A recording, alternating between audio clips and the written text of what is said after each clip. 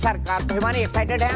एकदम एक्साइटेड। मतलब मैं तो ये कह रही हूँ कि शायद उन नेताओं को या उन दिग्गजों को ही नहीं, बल्कि कल की रात, कयामत की रात हमारे लिए, आपके लिए भी थी कि आज आखिर क्या कुछ होने वाला है। आपका प्रेडिक्शन क्या कहता है, बताइए। मेरा प्रेडिक्शन ये कहता है कि आएगी तो बीजेपी की ही सरकार। अब कितना उसको सीट्स मिलती है ये देखने वाली बात होगी। हाँ, लेकिन हरियाणा की अगर बात करें तो हंग असेंबली के चांसेस थोड़े से लग रहे हैं मुझे, क्योंकि आप देखें ना कि अभी आया भी नहीं है, रुझान भी शुरू नहीं हुए हैं, और उधर कांग्रेस की ओर से बड़ा बयान ये आ गया है कि अगर ऐसा कुछ होता है, स्थिति बनती है, तो हमें जेजेपी से परहेज नहीं है। जेजेपी मतलब दुष्यंत चौटाला। लेकिन मैं एक बात यहाँ पर साफ कर दूं, शायद कांग्रेस एक एग्जिट पोल के बाद अति आत्मोत्साह में आ गई हो, लेकिन फिलहाल ऐसा प्रतीत होता है, कम से कम मुझे ऐसा लगता है, ये मेरा प्रेडिक्शन कहता है कि भारतीय जनता पार्टी को दोनों ही राज्यों में सरकार बनाने में कोई दिक्कत नहीं होनी चाहिए। महाराष्ट्र की अगर बात करें तो महाराष्ट्र के अंदर लगभग 60.5% मतदान हुआ है, करीब 9 करोड़ वोटर्स वहां पर है, और बीजेपी शिवसेना जो मुख्य गठबंधन है उसका मुकाबला है कांग्रेस और एनसीपी से। वहीं हरियाणा मल्टी कॉर्नर्ड कॉन्टेस्ट है, वहां पर पोलिंग परसेंटेज वहां पर 65% का था, और वोटर वहां पर 2 करोड़ है। कुल 90 सीटें हरियाणा के अंदर है और 288 सीटें जो हैं वो महाराष्ट्र के अंदर है। सीधे चलते हैं एक एक कर हमारे सहयोगियों के पास। हम चलते हैं सुभाष। ये दीपक जी, हम जाएंगे अपने सहयोगियों के पास भी, लेकिन ये तस्वीरें मैं आपको दिखा रही हूँ। आप देखिए ना, जीत से पहले यहाँ पर लड्डू आ गए हैं, और इन लड्डू को देख के लग रहा है कि घी भी इसमें खूब नजर आ रहा है, मिठास भी इसमें खूब नजर आ रही है। आप देखिए कि मतलब किस तरह से डब्बे पूरे वहां पर आ चुके हैं, अगर की तैयारी उस राज्य में जहां देश की आर्थिक राजधानी हो वहां पर लड्डू बन रहे, इसका मतलब इंडिकेशन बड़े साफ है। भारतीय जनता पार्टी और शिवसेना को लगता है कि किसी भी हाल में वहां पर उनकी सरकार बनेगी भारी बहुमत के साथ, और एग्जिट पोल भी यही बताते हैं। वहीं हरियाणा को लेकर एक एग्जिट पोल को छोड़कर लगभग सभी बताते हैं कि वहां पर बीजेपी को बम्पर जीत मिलेगी। हिमानी, सीधे चले हम मुंबई अपने सहयोगी के पास। बिल्कुल दीपक जी, लेकिन उससे पहले मैं आपसे यहाँ पर यह भी कहना चाहूंगी कि आप देखिए ना, फडणवीस के बारे में अगर हम यहाँ पर कहें तो मेरे ख्याल से नाइके के बाद वो एक मुख्यमंत्री हैं जिन्होंने अपना टर्म पूरा किया है। तो 47 साल बाद आप देखिए कि ये भी एक संयोग तो नहीं कहूंगी इसको, लेकिन आप देखिए कि ये एक अच्छा वो बना है। और अगर वो दूसरी बार आते हैं तो एक तरीके से इतिहास रचेंगे, वो इतिहास रचेंगे, क्योंकि महाराष्ट्र में जो किस्मत ऐसी है कि वहां पर बहुत ही कम पॉलिटिशियंस ऐसे हैं जो अपने 5 साल का कामकाज पूरे कर पाए हैं। और नरेंद्र और देवेंद्र की जोड़ी जो प्रधानमंत्री ने कहा था महाराष्ट्र के अंदर हिट है, लेकिन क्या फिट रहेगी इसके लिए चंद सेकंड्स का इंतजार करना होगा। कहां चल रहे मानिए आप?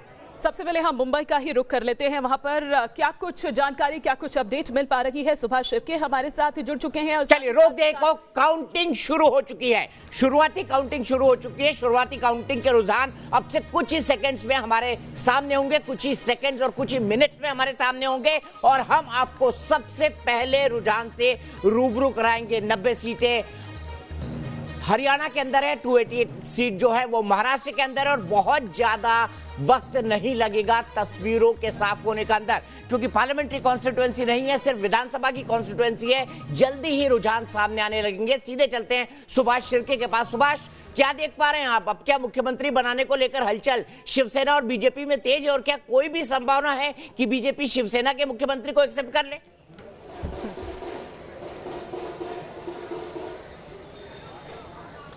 देखिए, बीजेपी और शिवसेना में एक तो सूत्र तो तय है कि जिसके ज्यादा विधायक रहेंगे उसका मुख्यमंत्री होगा, और वो शिवसेना क्या नहीं सकते, रुझान और वो शिवसेना क्या नहीं सकते, को बढ़त मिलती नजर आ रही है। तो जाहिर है कि मुख्यमंत्री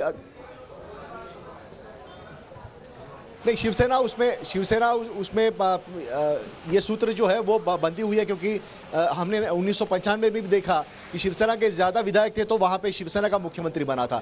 तो इस तरह से दोनों गठबंधन में पहले से ही एक तरह से एग्रीमेंट है, एक तरह से अंडरस्टैंडिंग है कि जिसके ज्यादा विधायक होंगे उसका मुख्यमंत्री होगा। तो मुझे नहीं लगता कि इसमें शिवसेना कोई तकरार करने की सिचुएशन में अभी है। बिल्कुल, कोई बार्गेनिंग करने की स्थिति में लगता नहीं है कि शिवसेना हो पाएगी। लेकिन विकास श्रीवास्तव भी हमारे साथ जुड़े हुए हैं, और इस वक्त मातोश्री के बाहर हैं। मातोश्री वो जगह, दीपक जी, जहां पर हम बात भी कर रहे हैं, वो बोलबाला जो उसका था एक अलग कि किंग आपको बनाना है, क्या करना है क्या नहीं करना है, वो रणनीति और नीति वहां से तय विकास होती थी। लेकिन आज वो शिवसेना एक अलग शिवसेना है।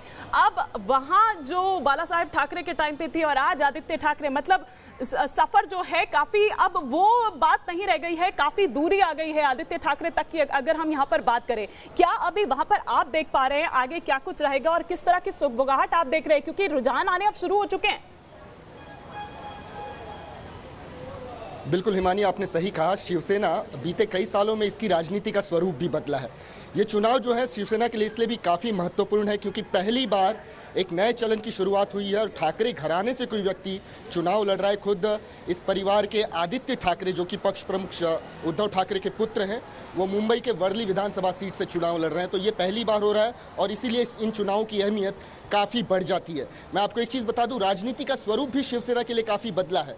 एक ऐसी पार्टी जो कभी मराठी मतों की राजनीति किया करती थी, लेकिन अब के चुनाव में इस पूरे पार्टी के सुर जो है वो काफ़ी बदले बदले नजर आ रहे थे।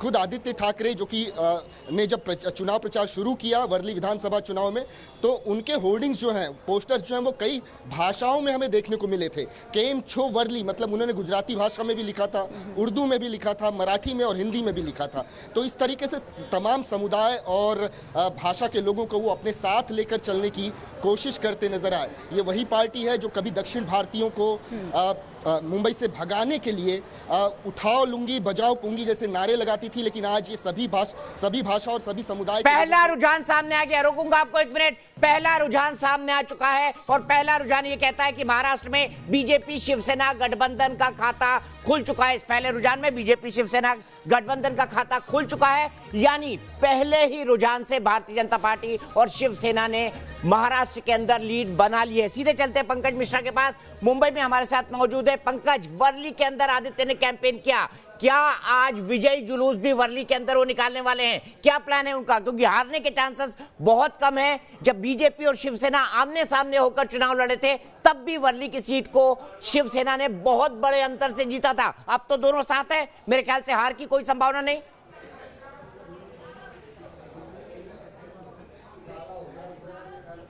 जी बिल्कुल। और दीपक सर, मैं आपको याद दिलाऊंगा कि जैसे कि आपने कुछ देर पहले कहा कि देवेंद्र फडणवीस एक इतिहास रच सकते हैं और कुछ इसी तरह का इतिहास जो है वो शिवसेना भी रचने की तैयारी में है, क्योंकि पहली बार शिवसेना परिवार से कोई सदस्य जो है वो चुनाव लड़ रहा है और शिवसेना इस चुनाव को ऐतिहासिक बनाना चाहती है। वो चाहती है कि आदित्य इतनी बड़ी जीत हासिल करे कि इसके पहले किसी ने इतनी बड़ी जीत हासिल नहीं की है। और यही वजह है कि शिवसेना ने अपनी तरफ से पहले पूरी तैयारी की, उसके बाद आदित्य को इस सीट से जो है वो उम्मीदवार बनाया गया। और आदित्य ठाकरे ने भी इस सीट पर जीत हासिल करने के लिए कोई कसर नहीं छोड़ी। एक मिनट से एक सेकंड के लिए रुकूंगा आपको पंकज। यहां पर दूसरा रुझान भी सामने आया है और यह महाराष्ट्र में बीजेपी शिवसेना के पक्ष में जा रहा है। एक सीट भारतीय जनता पार्टी के खाते में आगे चल रही है, वही शिवसेना के खाते में एक सीट आगे चल रही है, यानी 288 में से 2 के रुझान सामने आ चुके हैं और ये दोनों सीटें बीजेपी शिवसेना गठबंधन की तरफ जा रही हैं। एक बार तुरंत नजर देखिए, अब बीजेपी 2 सीट पर आगे हो गई है। बीजेपी ने शिवसेना से ज्यादा सीटें लड़ी हैं,